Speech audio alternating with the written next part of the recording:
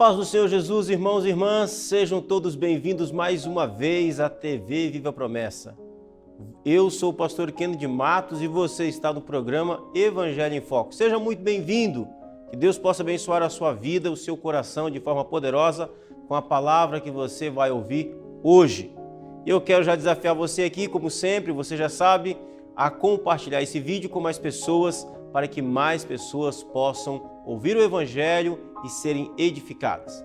Essa mensagem, esse vídeo, esse programa tem edificado a sua vida? Coloque aqui embaixo nos comentários então, se sim ou se não, a sua opinião, a sua expectativa, mande aí o seu abraço, o lugar de onde você está nos assistindo, tá bom?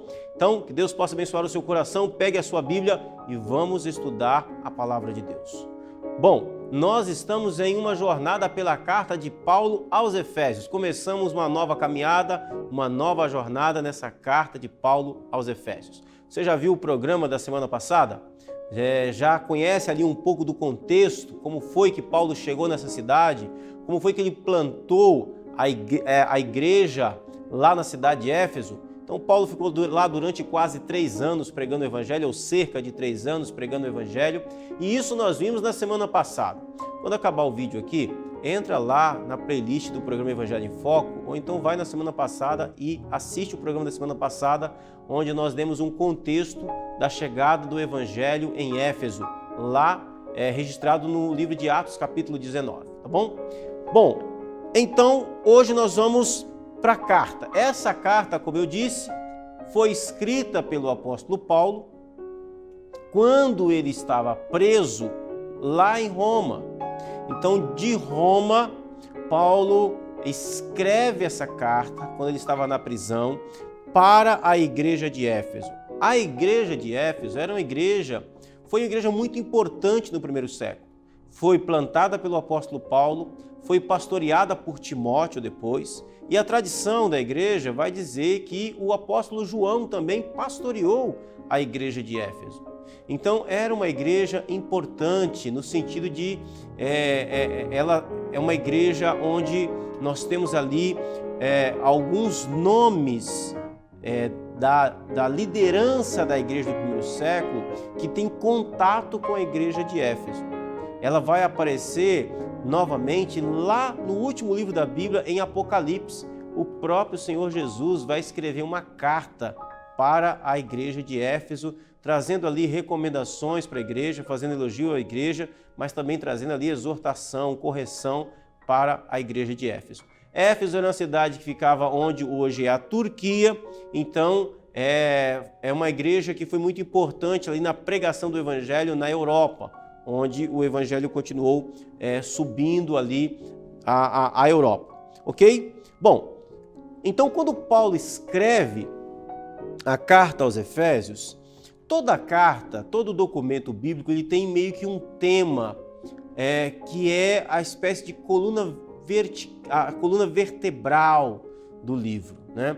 E Paulo está tratando de um tema, ele não está escrevendo aleatoriamente, ele não está simplesmente jogando palavras no papel. Ele tem uma intenção, existe talvez um problema que ele está tentando resolver. E entre alguns desses temas chaves, desses temas importantes, um que eu quero abordar aqui com vocês é a tensão que havia na igreja de Éfeso entre os dois tipos de povos que tinham na igreja de Éfeso. Se você assistiu o programa da semana passada, você percebeu que lá em Atos 19, Lucas faz questão de registrar de quem eram aqueles que compunham a igreja de Éfeso. Quem eram aqueles que creram na pregação do evangelho que Paulo fez? Lucas deixou isso muito claro, pelo menos de 2 maneiras ali no capítulo 19, que eram judeus, ou melhor, gregos e judeus, ou judeus e gregos. Então a igreja de Éfeso, ela tinha esses 2 grupos predominantes. Aliás, a maioria, se não toda a igreja do primeiro século, ela tinha esses 2 povos ali. E havia sempre uma tensão nesses 2 grupos dentro da igreja. Então um grupo dizia que era verdadeiramente salvo, era verdadeiramente discípulo de Jesus, aqueles que haviam crido em Jesus, mas também tinham que se circuncidar. mas também tinha que obedecer e observar as festas judaicas do Antigo Testamento. Assim diziam os cristãos judeus. E o outro grupo era o outro extremo, dizia que não precisava de nada disso e que a graça bastava.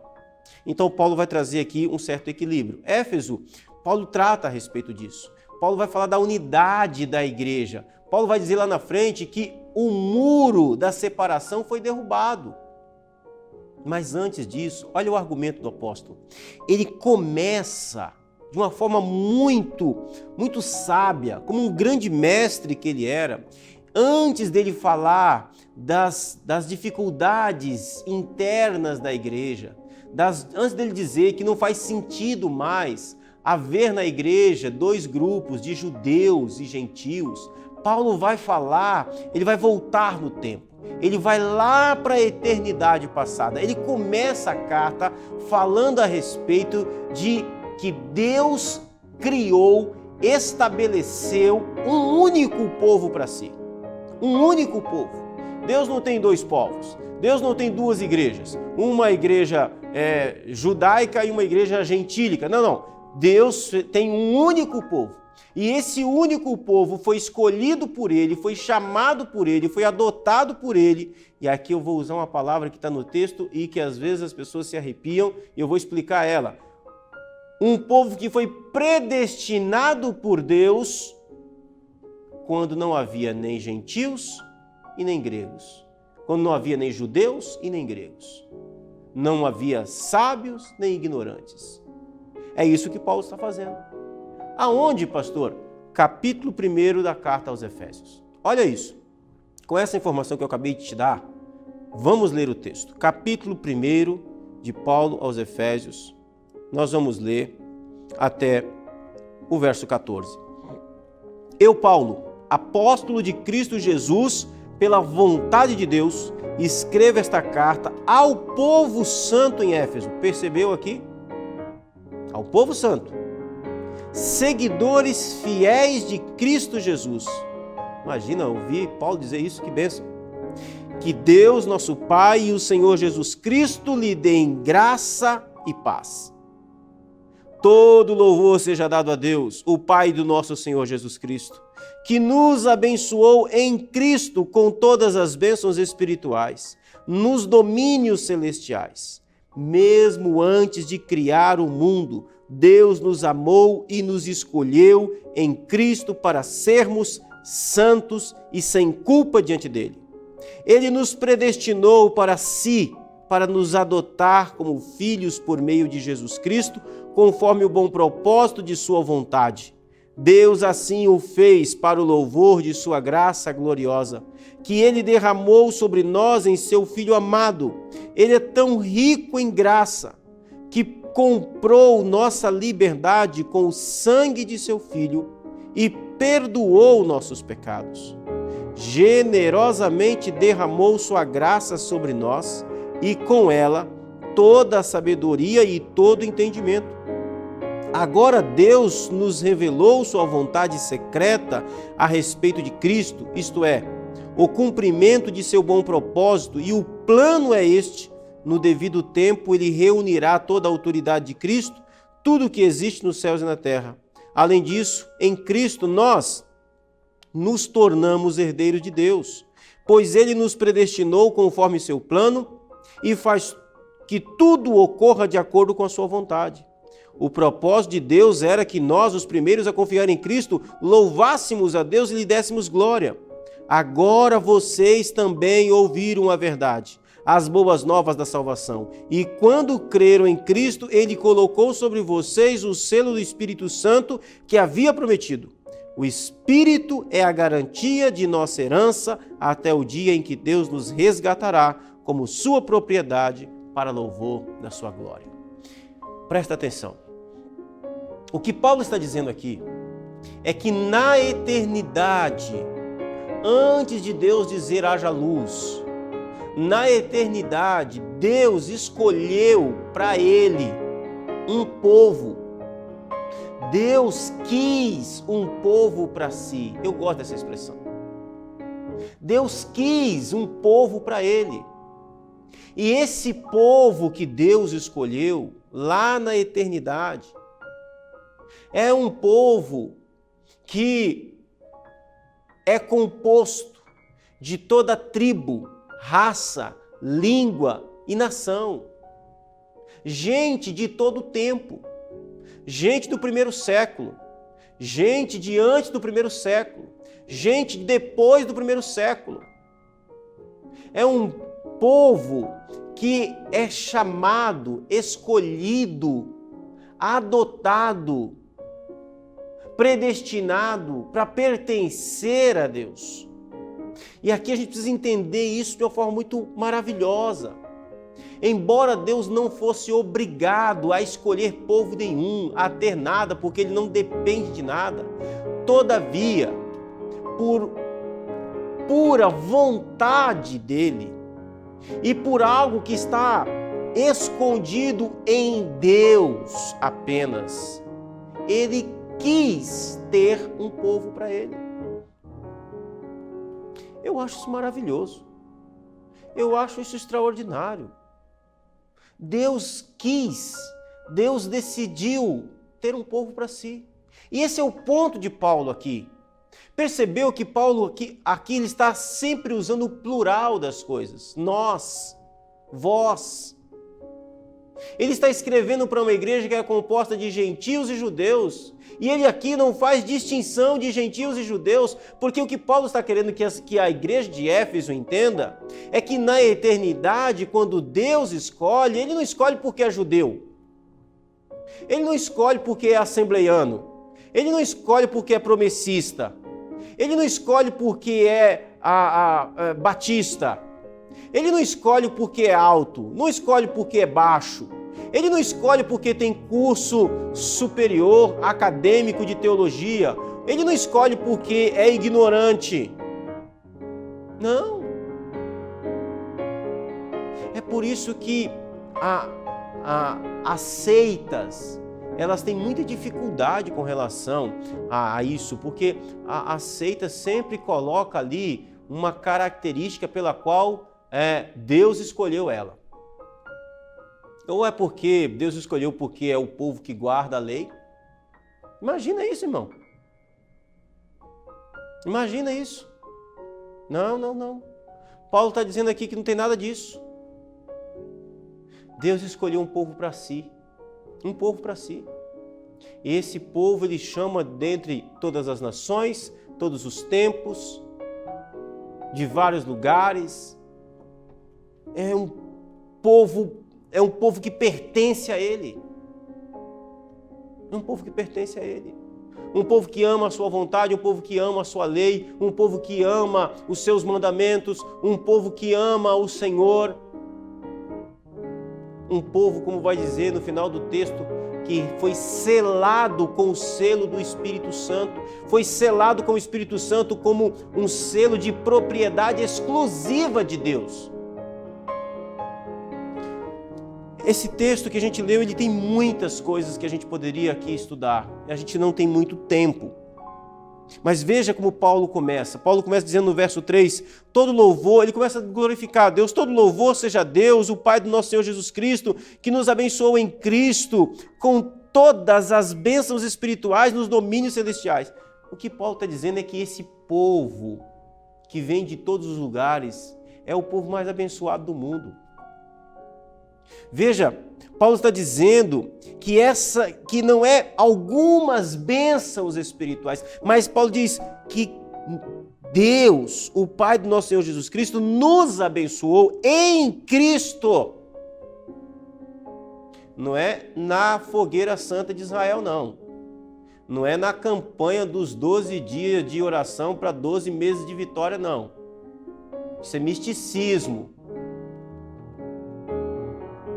Deus Pai nos abençoou com toda sorte de bênção espiritual em Cristo.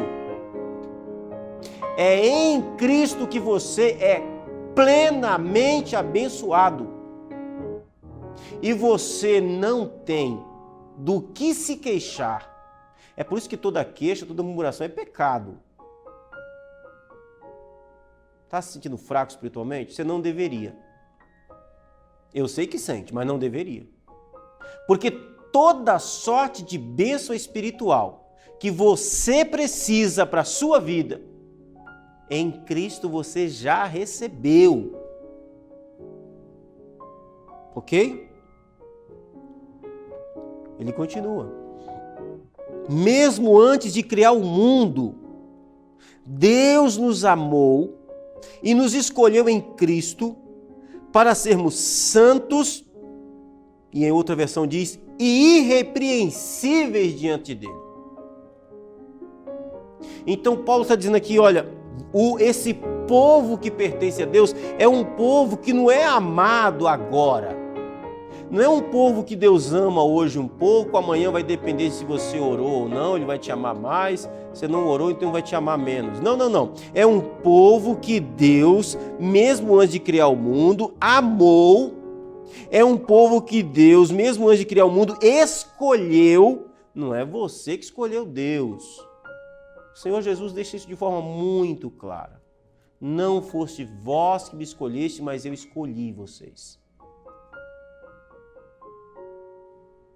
Glória a Deus por isso. Porque eu vou falar por testemunho próprio. Se tivesse nas minhas mãos a decisão de escolher a Deus, eu estava perdido. Completamente perdido. Eu jamais o escolheria. Porque Deus, na sua santidade e perfeição, representa tudo aquilo que eu, na minha impiedade, odiava. E você também. Então eu jamais teria escolhido Deus. Se Ele não tivesse vindo sobre mim e me escolhido, me chamado por causa da escolha que Ele fez. Glória seja dada a Ele por isso. Olha o que Paulo diz, tem muita coisa aqui para a gente ler, para a gente estudar, analisar. Cada parte desse texto precisava ser saboreada. Deus nos amou e nos escolheu em Cristo. Olha, sempre em Cristo. Nada é a parte dele. Nada é por causa de você ou em você. É em Cristo, é tudo por causa de Cristo. Para sermos santos e irrepreensíveis, sem culpa diante dele. Então um crente que não está sendo santificado ou que não é justificado, esse crente não foi escolhido antes de Deus criar o mundo. É simples assim.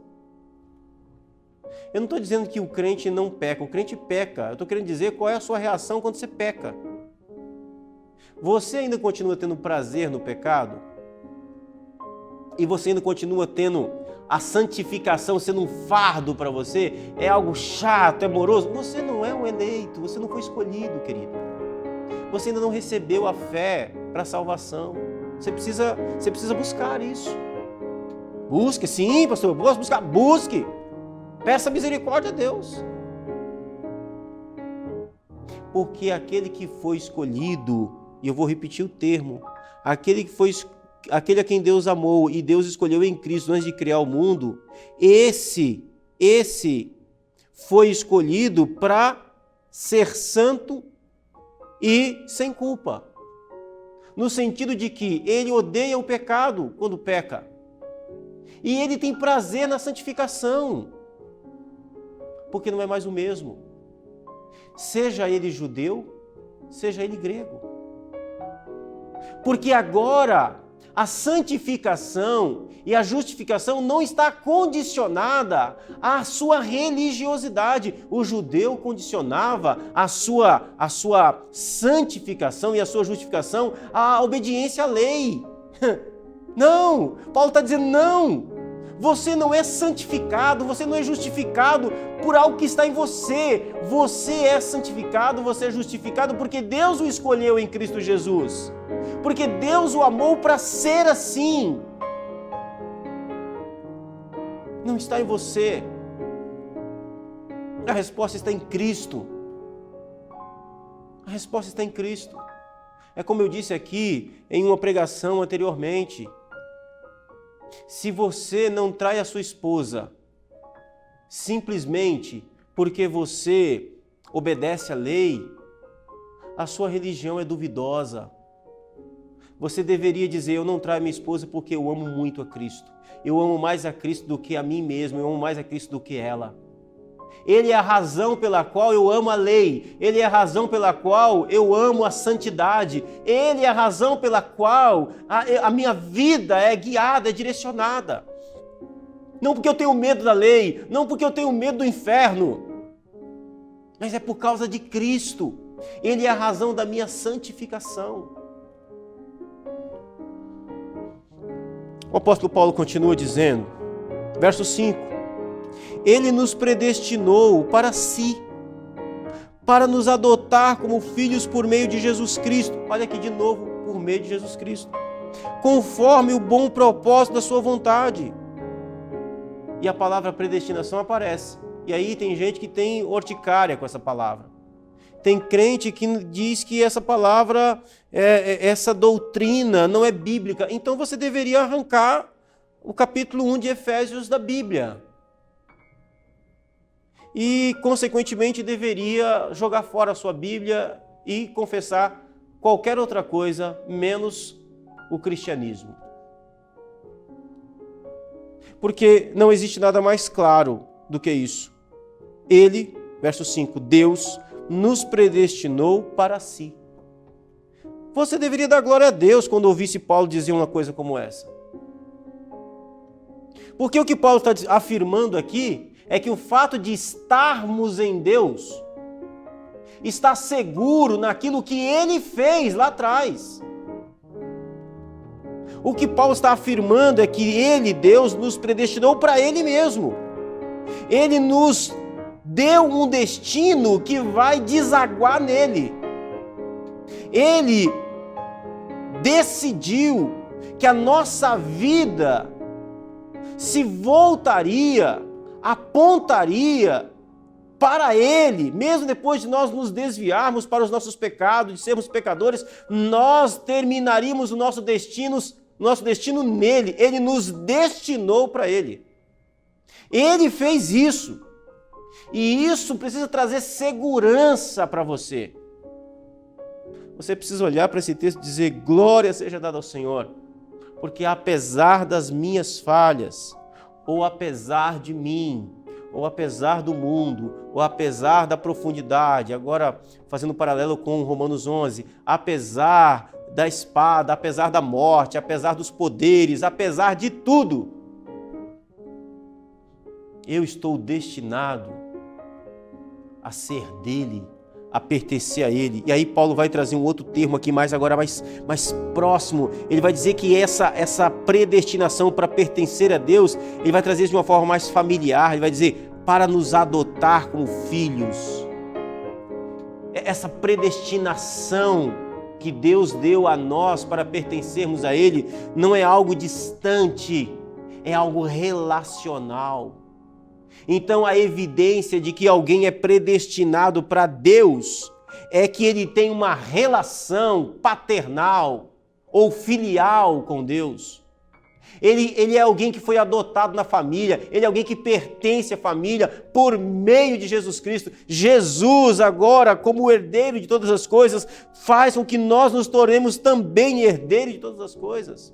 Como alguém pode dizer que essa doutrina ela não é bíblica, ou essa doutrina é, sei lá. Essa doutrina é bíblica, ela é bela, ela é maravilhosa, ela traz segurança, ela é extraordinária.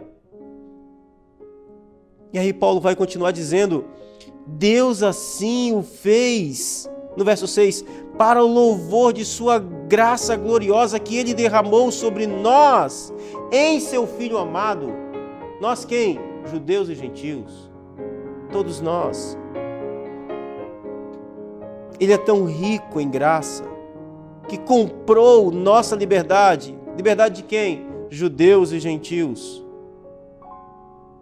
Com o sangue do seu Filho e perdoou nossos pecados.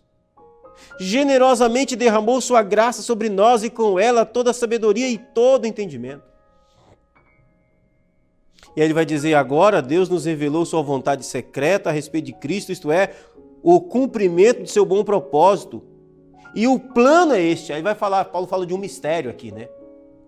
Todas as vezes que você ouvir Paulo falar de mistério, não é mistério nenhum. Ele vai explicar isso. É mistério para aqueles que se perdem. Mas para nós que somos salvos, é poder de Deus, está claro. Que mistério é esse? É o plano que Deus estabeleceu de como que nós seríamos dele, como nós pertenceríamos a ele, como nós seríamos resgatados. O mundo não conhece esse plano. O mundo não pode receber, o mundo não pode compreender esse plano. O mundo não consegue entender como é que a morte de um homem numa cruz é capaz de trazer salvação à humanidade. O mundo não entende. Isso é um mistério para o mundo. Mas para nós não é mais mistério. Paulo está dizendo exatamente isso. Ele vai dizer exatamente isso. Este é o plano. No devido tempo, ele, Jesus, reunirá sob a autoridade, Deus, reunirá sob a autoridade de Cristo tudo o que existe nos céus e na terra. E aqui Paulo volta para o seu ponto. Então, os gentios estarão debaixo da autoridade de Cristo. Os judeus estarão debaixo da autoridade de Cristo.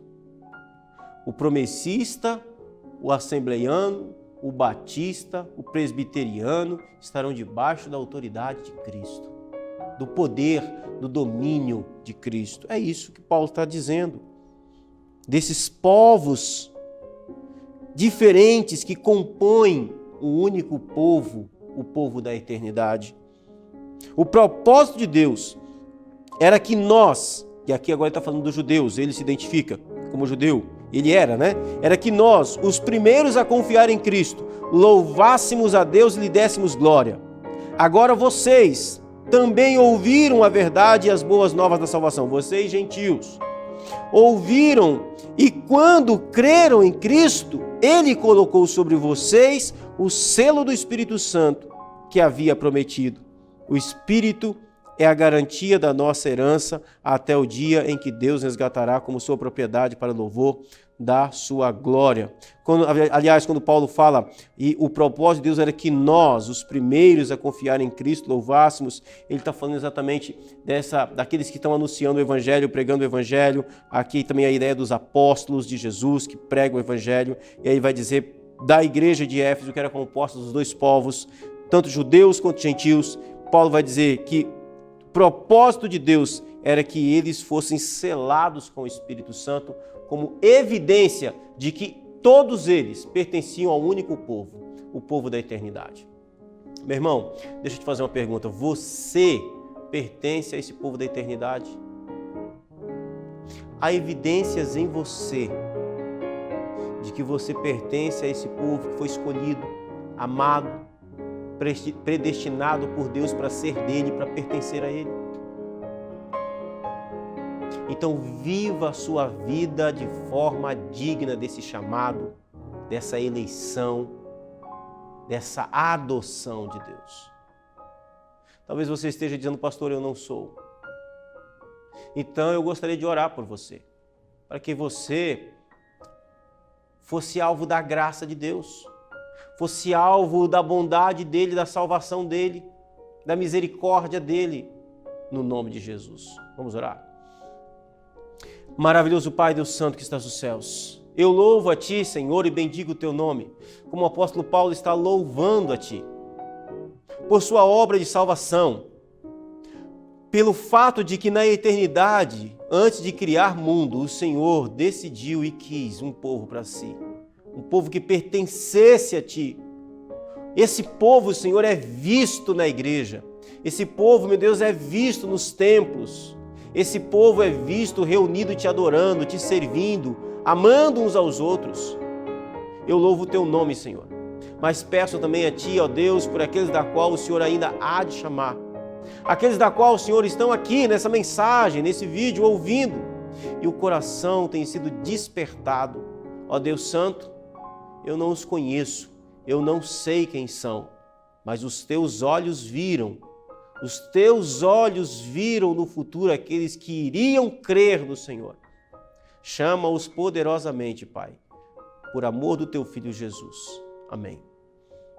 Irmãos e irmãs, quero agradecer a Deus por esse tempo, por esse momento, por você ter estado aqui até agora. Muito obrigado.